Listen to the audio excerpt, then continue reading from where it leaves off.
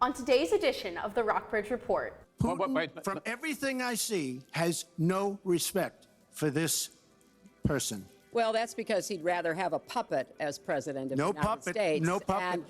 Clinton and Trump went head-to-head for the third and final presidential debate last night. We have reaction and news from the campaign trail next. And Lexington Mayor Mimi Elrod is stepping down after serving 8 years in office. We've got the inside scoop on the candidates who hope to take her place. Enjoy the unseasonable temperatures while they last, because fall weather is returning soon. Your forecast coming up on the Rockbridge Report.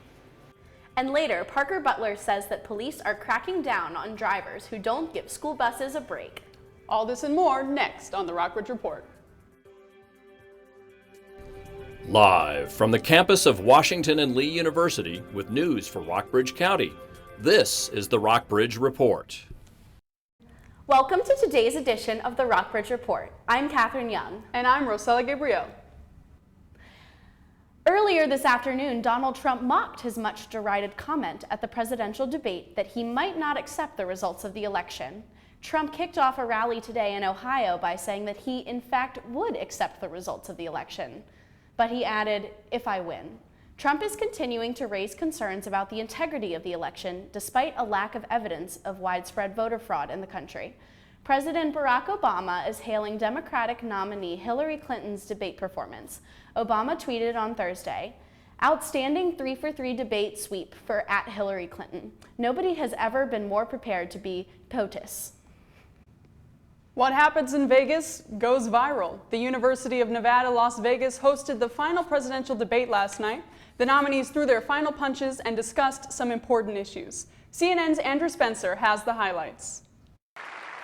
As Hillary Clinton and Donald Trump took the stage, they did not so much as step toward each other, let alone shake hands. They went right to their podiums and they went right to work, talking about the open seat on the U.S. Supreme Court. We need a Supreme Court that will stand up on behalf of women's rights, on behalf of the rights of the LGBT community, that will stand up and say no to Citizens United. The justices that I'm going to appoint will be pro-life. They will have a conservative bent. They will be protecting the Second Amendment. Which prompted a discussion on guns. Because I support the Second Amendment doesn't mean that I want people who shouldn't have guns to be able to threaten you, kill you or members of your family. In Chicago, which has the toughest gun laws in the United States, probably you could say by far, they have more gun violence than any other city. On abortion. Do you want to see the court overturn Roe v. Wade? Well, if we put another 2 or perhaps 3 justices on, that's really what's going to be, will happen. So many states are putting very stringent regulations on women that block them from exercising that choice. The first signs of the conversation getting heated between the two candidates. They sparred on the wall. When it comes to the wall that Donald talks about building, he went to Mexico. He had a meeting with the Mexican president. Didn't even raise it. He choked. Once the border is secured, at a later date, we'll make a determination as to the rest. But we have some bad hombres here, and we're going to get them out. And on national security. Putin, from everything I see, has no respect for this person. Well, that's because he'd rather have a puppet as president of the United States. No puppet. And it's pretty clear. You're the puppet. It's pretty clear you won't admit that the Russians have engaged. I'm Andrew Spencer reporting. Closer to home, a federal judge has granted an extension of Virginia's voter registration deadline after heavy demand prevented some voters from registering online earlier this week. Recent national issues of police violence have made body cameras a hot topic in law enforcement, and it might not be long before our local officers pick up the new gear. Matt Kaminer has the story.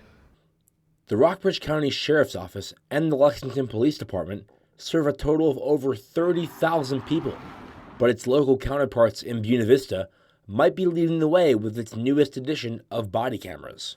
Recent issues around the nation involving police violence have brought body cameras to the forefront, so much that the tech guru at the Sheriff's Office, Tim Hickman, says it won't be long before the whole nation is equipped.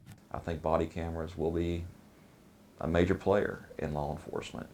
I think if you don't have them, they're coming. You will have them in the next 10 years. I think pretty much all police departments will have body cameras. The Virginia Association of Chiefs of Police sent a statewide survey earlier this year on the use of body cameras. The results showed that around 40% of respondents had no body cameras in their department, with just under 60% of those departments citing a lack of funding as the primary reason. You know, it takes a lot of money, and not only that, the logistics behind body cameras, you know, the policies, the procedures, the FOIAs, the civil rights, the privacy. You know, I think it's not as easy as sometimes flipping a switch and all of a sudden you have them. There's so much thought, so much logistical just planning that would have to go into it. Bringing in body cameras requires additional employees to manage the cameras and the storage hardware, but local officers say the benefits, both in the field and in court, are clear. Body cams, they'll reduce assaults on officers, statistically proven. You know, they can be used as evidence in court, crime scenes, citizens' complaints statistically go down when you deploy body cameras. So I think there's a lot of pros to it. When there's a video to back up what we're saying, and for actually the judge or the jury to see what was happening in our, you know, through our own eyes, that night, that day, whatever, I think it's a huge benefit for us. A representative from the VMI police says their department is conducting a study to determine the cost of body cameras. So as it stands, body cameras might make their way into our local law enforcement sooner than later. For the Rockbridge Report, I'm Matt Kaminer. Problems continue to plague Wells Fargo. The California Attorney General is investigating the bank for identity theft. The question remains whether or not employees created up to 2 million unauthorized accounts over the years to reach sales goals. A search warrant in the case said that Wells Fargo employees may have unlawfully obtained customer records to open accounts and credit cards that nobody asked for. It's still unclear who California is targeting in this examination. Wells Fargo says it's cooperating with the investigation. The government this week recommended that all pregnant women who have recently been in Florida's Miami-Dade County get tested for Zika. That county is the only area in the continental U.S. where mosquitoes have been spreading the virus since the summer. Doctors have reported over 150 cases in the county. Authorities recommend that any pregnant woman who has been in the area since August 1st get tested, even if she is not showing symptoms. Most infected people do not get sick, but infection during pregnancy can lead to severe brain-related birth defects. Until this summer, the only cases of Zika in the continental U.S. were connected to travel in Latin America and the Caribbean. Up next on the Rockbridge Report, it's finally feeling more like autumn this weekend. Ford has your weekend weather forecast coming up in a few minutes. And we have the lowdown on Lexington's mayoral candidates, so you'll be ready to cast your vote on November 8th. And later, Parker Butler takes us on a ride through the Rockbridge County school transportation system. All that and more when we come back.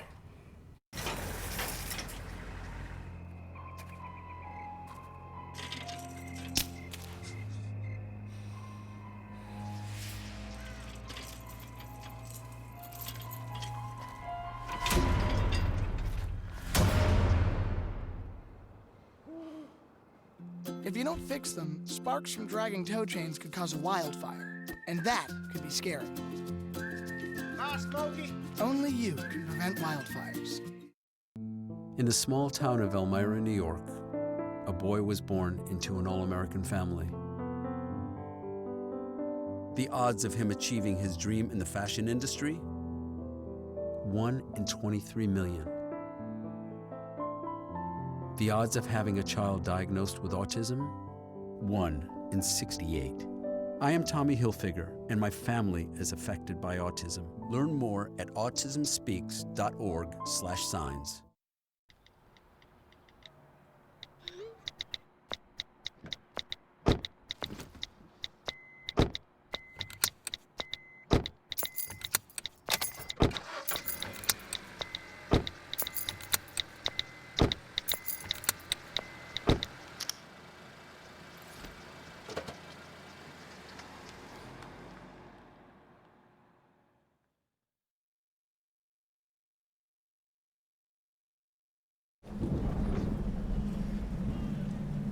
He's on his way. He doesn't even know that we're here. Is he okay? Please tell me he's okay. Laura. Okay, try to call him again. There's no signal. Try. Why? Nothing's working. Well, just Everything's down. This is so bad. He's out there by himself. Make sure you know where to find your family in an emergency. Start your plan at ready.gov. On November 8th, look out for 2 new names down the ballot. Mariah Rochelle has the story on the candidates running for mayor of Lexington. Lexington's 2 candidates for mayor are City Council members Chuck Smith and Frank Friedman. Each is seeking a 4-year term to succeed current mayor Mimi Elrod, who is stepping down after 8 years in office. The candidates publicly debated for the first time last week, and both are interested in improving education and economic growth. Chuck Smith opened Washington Street Purveyors in 1996 and began teaching at Lilburn Downing Middle School last year. I think I have more investment in the future of the city and the region. I have a business downtown. I'm teaching middle school science to educate kids so they can come back here with educations eventually and bring jobs with them. Frank Friedman grew up in Lexington and now works at Cornerstone Bank. Piece is working cooperatively. I want to see education continue to be the forefront, and instead of fighting over who has a higher rated school between Rockbridge County and Lexington and Buena Vista, let's get them all thriving. Friedman also wants to make downtown as welcoming as possible for new businesses and residents. Right now, I think so many people, when they get overwhelmed by the regulations and perhaps bureaucrats telling them, no, you can't do that. And I've long been a proponent of, tell me how I can do it. I'll choose whether or not I want to jump that hurdle. See us work collectively in support of the city manager and his staff to get the vital things accomplished with water and sewer infrastructure, fire and EMS safety, education, economic empowerment. Smith is a founding member of Main Street Lexington and said continued focus on growth downtown will pay off. That implementation of that program has really helped the vitality of our downtown. And when you have an economic, vital, vibrant downtown, that kind of spreads out to the region to help everything else along. If the bullseye of your target area is looking good, everybody wants to get in on the action. And that. Friedman and Smith will speak publicly again at a candidates forum on Tuesday at 6 p.m. at the Hampton Inn Cole Alto. For the Rockbridge Report, I'm Mariah Rochelle. And now we have some background on these mayoral candidates. Frank Friedman first moved to Lexington as a child and attended the former Lexington High School. He went to Hampton-Sydney and returned to the city in 1997 to continue his financial services career. He's 50 years old, a father of 3, and has served on the Lexington City School Board and the Rockbridge Tourism Board. Chuck Smith attended Iowa State University and moved to Lexington in 1991. He's 53 and married with 2 children. He currently serves as vice mayor to Mimi Elrod and is a former chair of the Lexington Planning Commission. It's almost time to elect a new member to BV's City Council. Incumbent John Dyer will run against Tyson Cooper, an administrator at Southern Virginia University. Watch for these names down the ballot on Election Day. Details on this race are on rockbridgereport.wlu.edu. Now here's Ford Carson with the weather. Is it finally cooling down this weekend? I'd say it is. It's pretty warm right now, but it's going to get a lot cooler through the week. We're going to go ahead and take a live shot of Lexington right now. Some beautiful conditions outside. You're going to see some yellow leaves among the green ones. And looking at the almanac right now, we've got a high of 84, which is a record, a low of 58, 29.96 inches of mercury, and then a humidity of 54%. Looking around the region, we've got a little bit warmer temperature in the southwest. Covington, of course, 72 degrees. Getting a little warmer as you go central, 81 in Stanton, and then eventually 84, the warmest in Charlottesville. Going to look at your Doppler radar right now. You've got a weather system moving in from the Midwest, which could help explain some of the cooler temperatures looking into Rockbridge County and eventually Lexington, as you're going to see in today's 5-day forecast. On Friday, it's going to be cloudiest, 62 degrees high, 42 low. Saturday is going to be very windy, your coolest of the 5 days, but it's going to be sunny into Monday, 57, 64, and then eventually 68 degrees And moving into Tuesday, you've got partly cloudy conditions, a high of 66, and then a low of 39. You're going to see your fall conditions in full swing. Catherine and Rosella, back to you. Thanks, Ford. People hit the ground running this past Saturday and raised over $5,000 to improve the Chessie Trail. Friends of the Chessie Trail, an organization dedicated to improve the VMI-owned path along the Maury River, hosted its first ever half marathon and 5K race. The nonprofit was born in 2014 when the Rockbridge Area Conservation Council decided to start a separate organization to conserve the scenic Chessie Trail.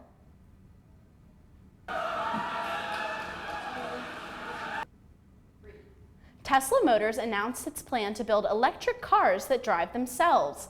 Tesla CEO Elon Musk says the technology will be twice as safe as a human driver. New sensors can detect far beyond what the human eye can see, including clear vision through fog and heavy rain. But safety comes at a cost. The price estimate is well over $80,000 for the car and safety technology. Federal and state regulators in the U.S. have yet to create laws allowing robots to take the wheel. Ahead on the Rockbridge Report. Big changes are underway for next fall's Rockbridge County Fair. And Rachel Stone brings us up to date on our college and high school teams next. Hi, may I please have an application? Thank you.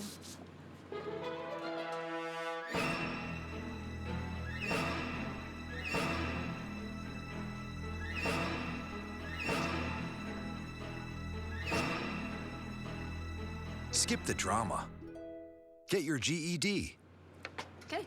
Take that first step towards a better future and sign up for free classes now at yourged.org. If you store your guns properly, I'll feel safer when I'm playing outside. Safer when walking home. I won't have to tell so many family members. I'm sorry. I won't hear as many scary stories. And I won't have to tell my kids. This isn't a drill. Please. Please. Do it for us.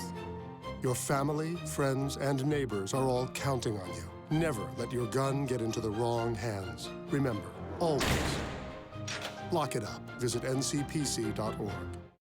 No more pencils, no more books, no more teachers, dirty looks. School's out for summer.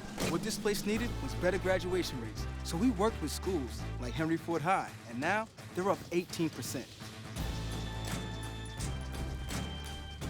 To help us do more good this year, go to unitedway.org, because great things happen when we live united. If you want to be a parent, it doesn't matter how you play, what you wear, how you dance, or even what direction life takes you. You just need to be there. You don't have to be perfect to be a perfect parent. Thousands of teens in foster care don't need perfection. They just need you. Nearly half of all students in Rockbridge County and Lexington school districts take the bus. This week is National School Bus Safety Week, and the Virginia Department of Transportation is taking further steps to ensure your kids ride safe. Parker Butler has the story. When the dismissal bell rings at 3:15, students at Maury River Middle School come flooding out the school doors and onto yellow buses. 6, Maury River students 5, make up only a small 4, percentage of the 3, 1,800 2, students living 1. in Rockbridge County who depend on the bus each and every day. And with nearly 600 square miles in the county, getting students home safely is no easy task. Sometimes it is a fly by the seat of your pants thing to get everything covered. I don't know, I can't remember not ever having anything covered, but it's a struggle all day long. Kirsty Campbell, along with the Transportation Department, has worked tirelessly to promote safety inside and outside the school buses. In fact, the Transportation Department hopes that new dash cameras will prevent cars from passing stopped school buses. The student is crossing and the car runs the stop arm, we're able to, in most cases, identify the car and work with the local sheriff's department to ticket that driver. In Virginia, passing a stopped school bus where students are clearly exiting or boarding is considered reckless driving, and a driver can be fined up to $2,500 as a result. The Rockbridge County Sheriff's Office has issued a total of 19 summons since August 1st of this year. which is more than any other given for bus violations in such a short time period. The Transportation Department and their drivers are thankful for the local police efforts. Their presence, just being out there, people know that they're being watched, how to go around school bus, especially when we're stopped for school bus for the kids loading and unloading, that they're being there, they're being noticed, and that way it helps with them knowing that they need to stop when they see those lights flashing. The State Transportation Department hopes that National School Bus Safety Week increases driver awareness and reminds parents and students of bus safety year-round. Just not this week and then we forget about it and hope that everything goes well. It's something that Christy and I, worry about every single day. There have been no bus accidents in Rockbridge County in the last 10 years, and the Transportation Department, as well as its 47 drivers, hope to keep it that way. Because that's special cargo that we're carrying around, and that's our future. For the Rockbridge Report, I'm Parker Butler. Well, we've got some exciting stuff happening in local sports, don't we, Rachel? We do, Rosella. First up, Washington and Lee football is looking to build on a big win against Guilford last weekend. The Generals are unbeaten in conference play and will take on Hampton-Sydney University this Saturday at 1 p.m. This marks the 75th time W&L will face the Tigers. Hampton-Sydney has claimed 6 of the last 9 meetings, but the Generals took home a 35-28 win last season. In other Generals sports news, the Washington and Lee men's cross-country team was ranked in the U.S. Track and Field and Cross Country Coaches Association Top 35 poll for the first time ever. The men's team finished 4th in the Oberlin Interregional Rumble last Saturday and will compete in the ODAC Championship next weekend. The women's volleyball team recorded a 3-0 sweep over Emory and Henry on Tuesday. Senior middle blocker Kenzie Shand had her 1,000th career kill to lead the Generals to victory. The field hockey team beat Roanoke 3-1 on Wednesday. The Lady Generals will host Eastern Mennonite for Senior Day this Saturday at noon.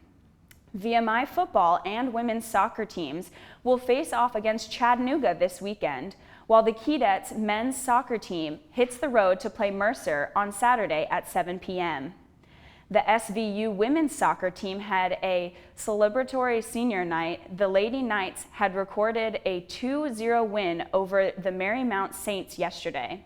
And in national sports, a former University of Virginia football player is suing the university and coaches in federal court for an alleged hazing incident during fall camp in August. First-year Aiden Howard said he was teased and bullied by 2 upperclassmen wide receivers who knew about his learning disability. Howard said he was also forced to fight another first-year wide receiver as part of his initiation. According to the lawsuit, Howard suffered a broken orbital bone and underwent surgery last month.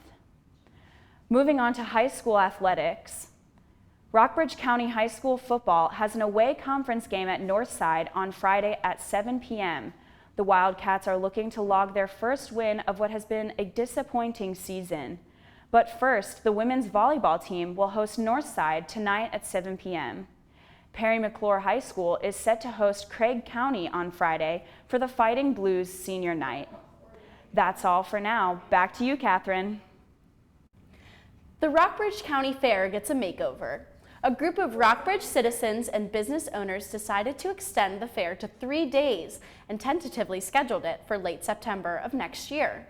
Each night will highlight a different attraction, including a concert and a tractor pull. The Board of Supervisors has committed $25,000 in startup funds. Thanks for watching the Rockbridge Report. You can keep up with the news on rockbridgereport.wlu.edu. Join us next Tuesday for a live news update on Channel 18 at 3 o'clock. Oh boy. I said yes. Thank you.